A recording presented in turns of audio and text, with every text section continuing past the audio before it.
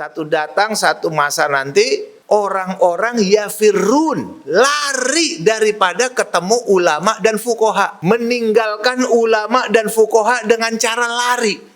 Artinya segera menjauhi ulama. Berarti akan muncul satu zaman betapa buruknya stempel yang diberikan kepada para ulama. Dibilang kuno, dibilang paranormal, dibilang dukun, dibilang radikal, dibilang ekstremis, intoleran, dan seterusnya dan seterusnya. Nabi katakan, kalau ini sudah terjadi, ada pembusukan terhadap para ulama, maka Nabi sambung hadisnya, fayabtaliyahumullahu bithalasi baliyatin. Maka Allah subhanahu wa ta'ala, Allah akan berikan kepada kaum tersebut 3 bencana.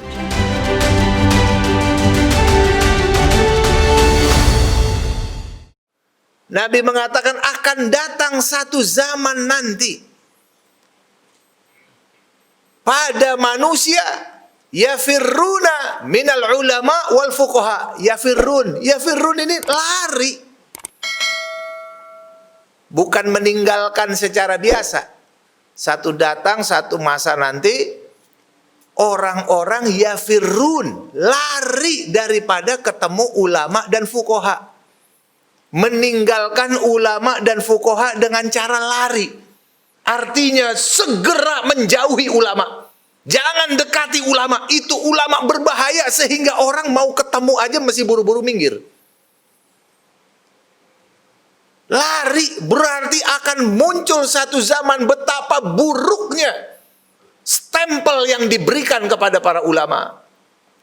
Sehingga orang nggak mau dekat. Dibilang kuno, dibilang paranormal, dibilang dukun, dibilang radikal, dibilang ekstremis, intoleran, dan seterusnya dan seterusnya. Lalu apa yang terjadi? Nabi katakan, kalau ini sudah terjadi, ada pembusukan terhadap para ulama. Nanti ulama dan ahli hukum, fuqaha itu ahli fikih, ahli hukum agama. Sudah tidak dianggap mereka, sudah tidak lagi dianggap penting, bahkan mereka dihina-hina. Maka Nabi sambung hadisnya, fayabtaliyahumullahu bithalasi baliyatin. Maka Allah subhanahu wa ta'ala, kalau sudah masa itu terjadi, orang-orang sudah menjauhi dari ulamanya, Allah akan berikan kepada kaum tersebut 3 bencana. Bencana yang pertama, Nabi SAW mengatakan, yarfa'ullahul barakata min kasbihim. Yang pertama, Allah cabut keberkahan dari usaha-usaha mereka. Karena mereka nggak mau lagi ikutin aturan syara, nggak mau lagi ikuti aturan Allah. Aturan Allah udah dianggap pengangkangan, padahal dia adalah tuntunan dan bimbingan. Riba di mana-mana, merampok, udah nggak kenal lagi halal haram, nggak mau lagi ada batasan-batasan, semua urusan dirinya. Korupsi, merampok, merampas, serakah, itu akan terjadi di mana-mana dengan syahwat yang luar biasa. Udah nggak takut lagi sama Allah. Allah cabut keberkahannya. Tiba-tiba akan menjadi orang-orang serakah yang luar biasa. Dia berlomba-lomba untuk memenuhi nafsu syahwatnya. Tak peduli dengan cara yang benar ataupun yang batil. Hilang keberkahan. Kalau sudah pakai cara yang batil, rezekinya ambil yang haram juga, yang halal juga, apa yang terjadi? Dia bilang, wah kalau yang halal doang, ya kita nggak cukup dong. Harus dengan yang haram juga, biar cukup kehidupan kita. Orang kalau udah kena serakah cinta dunia, langit dan bumi ini nggak akan cukup untuk memenuhi syahwat dia. Nggak cukup, Pak. Langit dan bumi. Kurang. Tapi apa yang terjadi, ibadallah? Kalau sudah hilang berkah, haram, uang-uang haram masuk di tengah-tengah keluarga. Dikasih makan istrinya dan anak-anaknya, hilang keberkahan.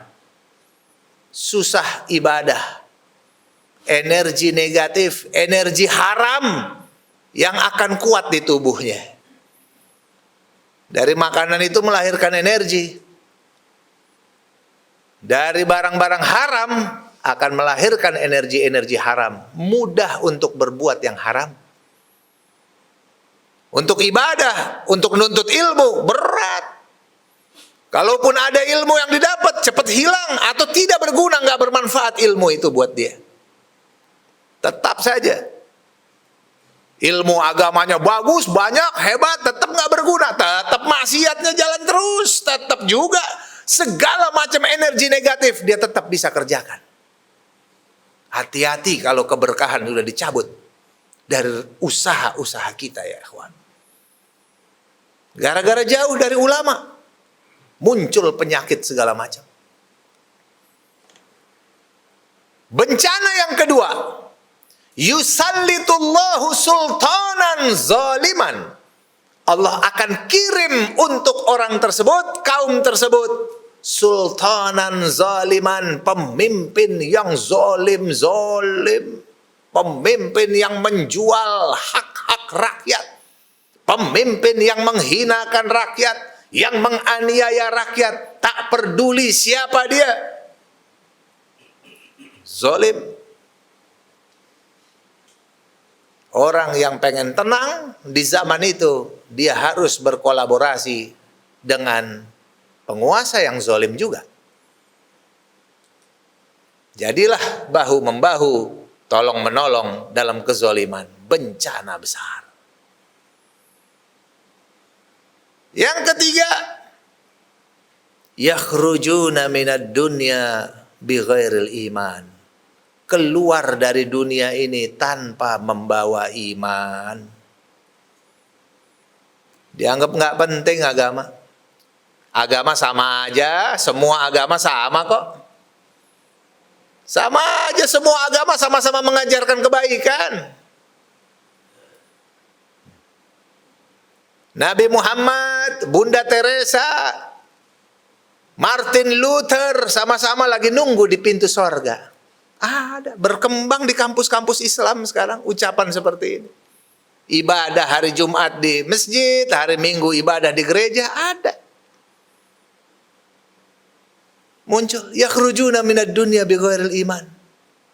Tanpa bawa iman, gara-gara jauh dari ulama.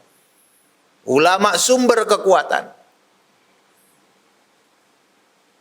Luar biasa sabda Nabi ini.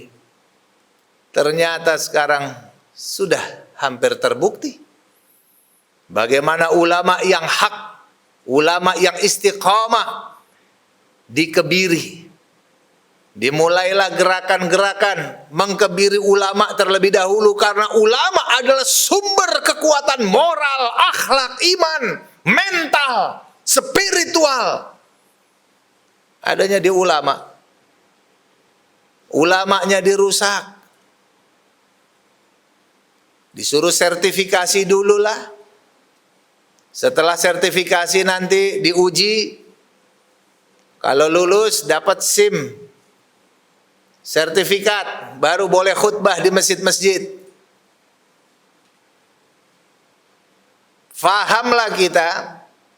Nanti begitu udah khutbah di masjid-masjid. Nanti pemerintah ngasih tahu pembahasannya yang sudah punya ini, ini aja ya pembahasannya. Dikasih teks. Khotib yang boleh khutbah dikasih teks. Nggak boleh keluar dari ini. Kalau menyimpang dari ini, dari teks ini, maka apa? Pembahasan yang lain. Nggak nyampe tuh ilmu kepada masyarakat. Bodoh jadinya tuh masyarakat. Padahal cuma seminggu sekali Allah berikan khutbah supaya mengingatkan pada ketakwaan. Nanti diajarkan yang lain-lain.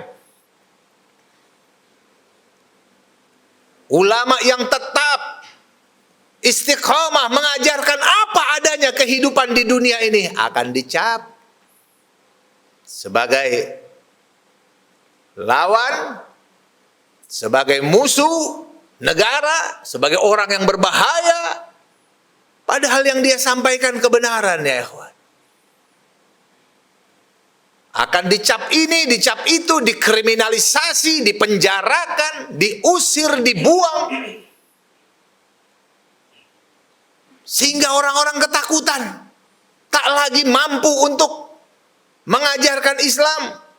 Tapi yang dimunculkan justru ada ulama-ulama, justru ulama yang bejat, ulama yang tergiur dengan dunia, ulama yang cinta dunia. Dikenal dalam bahasa agama adalah ulama usu. Mereka akan dipegang oleh para umaro sebagai apa? Sebagai justifikasi, sebagai pembenaran, sebagai ulama rujukan. Walaupun mereka bisa menjual apapun dari agama ini demi urusan kepentingan dunia.